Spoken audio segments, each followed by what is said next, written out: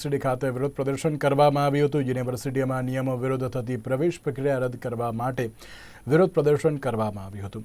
સૌરાષ્ટ્ર યુનિવર્સિટીના પીએચડી પ્રવેશમાં વિસંગતતા ઊભી કરીને અલગ અલગ ભવનમાં ડીનની ગેરહાજરીમાં પીએચડી પ્રવેશ પૂર્ણ કરવામાં આવ્યો હતો। ત્યારે સૌરાષ્ટ્ર યુનિવર્સિટીના કુલપતિ છેલ્લા 7 દિવસથી ગુમ થયાના કોંગ્રેસના આક્ષેપ પણ જોવા મળી રહ્યા છે।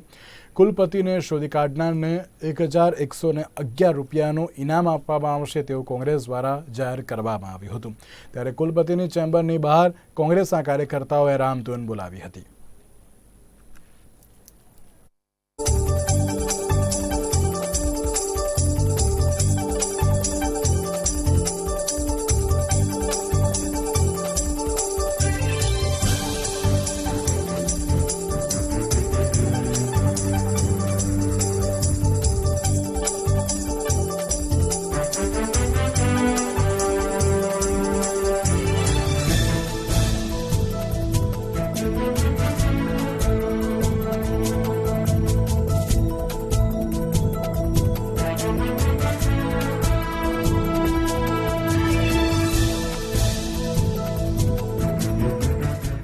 સૌરાષ્ટ્ર યુનિવર્સિટી અનેકવાર વિવાદોનો વંટોળમાં આવતી હોય છે, ત્યારે વધુ એકવાર છે તે વિવાદમાં જોવા મળી રહી છે। કોંગ્રેસના કાર્યકર્તાઓ છે તે સૌરાષ્ટ્ર યુનિવર્સિટી ખાતે પહોંચી રહ્યા છે, કારણ કે જે પીએચડીની પરીક્ષામાં છે તે વિસંગતતા થઈ હોય તેવું હાલ છે તે દાવો કરવામાં આવ્યો છે। અને અગાઉ આજથી 2 દિવસ પહેલા છે તે કોંગ્રેસના કાર્યકર્તાઓ દ્વારા છે તે મેરિટ લિસ્ટનું છે તે દહન કરવામાં આવ્યું હતું, પરંતુ જે વીસી સાહેબ છે તે ગેરહાજર હતા તેવી છે કોંગ્રેસના કાર્યકર્તાઓ દ્વારા છે તે આક્ષેપ કરવામાં આવ્યા છે। બેનરો લગાવવામાં આવ્યા છે। દ્રશ્યોમાં જોઈ શકાય છે કે સૌરાષ્ટ્ર યુનિવર્સિટીના કુલપતિને છેલ્લા 7 દિવસથી છે તે ગોતવાની છે તે કોંગ્રેસના કાર્યકર્તાઓ છે તે પ્રયત્ન કરી રહ્યા છે। જે કોઈ પણ વિદ્યાર્થી જો વીસી સાહેબને જો ગોતી બતાવશે તો તેમને 1111 રૂપિયાનું છે તે ઇનામ પણ છે તે રાખવામાં આવ્યું છે। વિદ્યાર્થીઓના હિત માટે છે તે કોંગ્રેસના કાર્યકર્તાઓ છે તે હાલ છે એ સૌરાષ્ટ્ર યુનિવર્સિટી ખાતે પહોંચી રહ્યા છે અને બેનરો સાથે સૂત્રોચ્ચાર પણ કરવામાં આવ્યો છે। જે પીએચડીની પરીક્ષામાં છે તે ગેરરીતિ થઈ હોય અને સાથે જ તે મેરિટ લિસ્ટને લઈને છે તે વિસંગતતા જોવા મળી રહી છે, એને લઈને છે તે કોંગ્રેસના કાર્યકર્તાઓમાં છે તે એક ઉગ્ર રોષ જોવા મળી રહ્યો છે।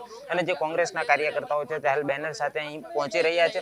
અને જે વાત કરવામાં આવે તો જે વીસી સાહેબને જો ગોતી આપે તો તેમને 1111 રૂપિયાનું ઇનામ આપવામાં પણ વાત કરવામાં આવી છે। ખાસ કરીને આજનો વિરોધ છે, આજનો વિરોધ અમે એ માટે આવ્યા છીએ કે આ કાંઈક કુલપતિની કાંઈક ને કાંઈક આ લોકતંત્રની અંદર બેદરકારી રહી છે કે જે સીટો ફાળવવામાં આવી છે કેના આધારે ફાળવવામાં આવી છે એ લોકો એ સ્ટુડન્ટને જાહેર કરતા નથી, અને પીએચડીનું રિઝલ્ટ કેના ઉપર જાહેર કરવામાં આવ્યું છે એ પણ લોકો બહાર પાડતા નથી।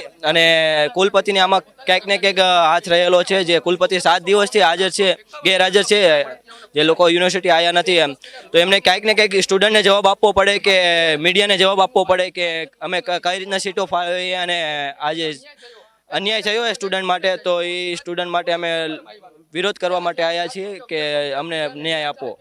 ચોક્કસપણે કોંગ્રેસના કાર્યકર્તાઓ દ્વારા છે તે વિરોધ પ્રદર્શન હાથ ધરવામાં આવ્યું છે। વિદ્યાર્થીઓના જે પીએચડીની પરીક્ષામાં છે વિસંગતતા જોવા મળે છે। અન્ય આપણે સાથે કોંગ્રેસના કાર્યકર્તાઓ છે તેમની સાથે વાત કરી, ખાસ કરીને આપની માંગણી શું? ખાસ કરીને જે કુલપતિ છે 7 દિવસથી જેમને ખબર છે કે પીએચડીમાં અને અન્ય કેટલીક ગેરરીતિઓ આચરી છે, તો ક્યાંક ને ક્યાંક એ જવાબ દેવાને બદલે 7 દિવસથી પોતાના ઘરેથી જ બધી ફાઇલો ઓપરેટ કરી રહ્યા છે।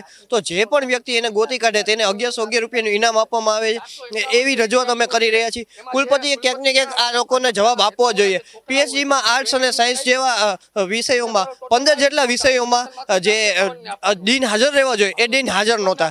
જર્નલિઝમમાં જે અધ્યક્ષ હાજર હતા તે પોતે પીએચડી કરેલા નથી। નર્સિંગમાં જે હાજર હતા તે પોતે પીએચડી કરેલા નથી। તો ક્યાંક ને ક્યાંક એ બાબતે અમે આજે કુલપતિને રજૂઆત કરવાના છીએ। ચોક્કસપણે વાત કરવામાં આવે તો કોંગ્રેસના કાર્યકર્તાઓ દ્વારા છે તે વિરોધ પ્રદર્શન કરવામાં આવ્યું છે। આપણી સાથે રોહિત છે, તેમની સાથે વાત કરીશું। ખાસ કરીને આજનો વિરોધ, અગાઉ પણ વિરોધ કરવામાં આવ્યો। 2 દિવસ પહેલા જ અમે આ બાબતે મેરિટ લિસ્ટની હોળી કરી હતી, તેમ છતાં કોઈ સાંભળવાનું નથી। કુલપતિ પોતાની ઓફિસમાં છેલ્લા 7 દિવસથી નથી આવ્યા, એટલે આજે અમે જે કુલપતિને શોધી આપે તેના માટે 1111 રૂપિયાનું ઇનામ જાહેર કર્યું છે। વિદ્યાર્થીઓના જે પ્રશ્નો છે એ પ્રશ્નોના જવાબ મીડિયા સમક્ષ આપવા માટે આજે અમે ધરણા કરવાના છે, કારણ કે જે અન્યાય જે વિદ્યાર્થીઓ સાથે થયો છે તેને જવાબ આપવા વાળું તો કોઈ નથી। આવો ચેમ્બરમાં આવો, ખુલ્લા મને ચર્ચા કરો। જો તમે પારદર્શકતાથી પરીક્ષા લીધી હોય તો મીડિયા સમક્ષ આવો, અમે સાબિત કરી આપીશું કે તમે નિયમ વિરુદ્ધ શું કર્યું છે। એટલે મુખ્ય અમારી એ જ માંગ છે, વિદ્યાર્થીઓને ન્યાય આપો। પણ એ કોંગ્રેસના કાર્યકર્તાઓ દ્વારા એક જ માંગ ઉઠી છે કે વિદ્યાર્થીઓને ન્યાય આપો, કારણ કે જે પીએચડીની પરીક્ષામાં છે તે વિસંગતા ઊભી થઈ હોય તેવું કોંગ્રેસના કાર્યકર્તાઓ દ્વારા આક્ષેપ લગાવવામાં આવ્યા છે. અને જે વીસી સાહેબને કુલપતિને જે શોધી કાઢે તેમને 1111 રૂપિયાનું ઇનામ પણ રાખવામાં આવ્યું છે. કેમેરામેન કેતન લખતરિયા સાથે વિપુલ પરમાર, રાજકોટ. તો આ હતા અત્યાર સુધીના સમાચાર. વધુ સમાચાર માટે આપ જોતા રહો નિર્માણ ન્યૂઝ. નમસ્કાર.